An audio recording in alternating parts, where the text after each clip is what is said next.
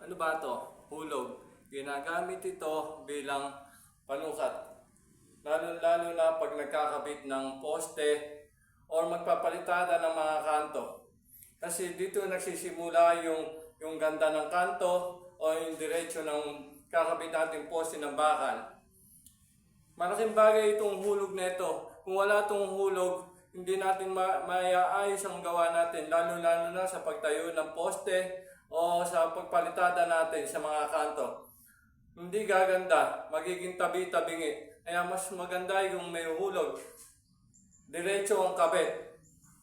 Hindi pwede yung bara-bara lang. Kailangan mas importante yung hulog. For example, ayan, tatayo natin yung hulog na ganyan.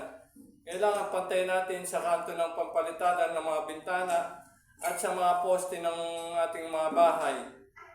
Thank you po for watching.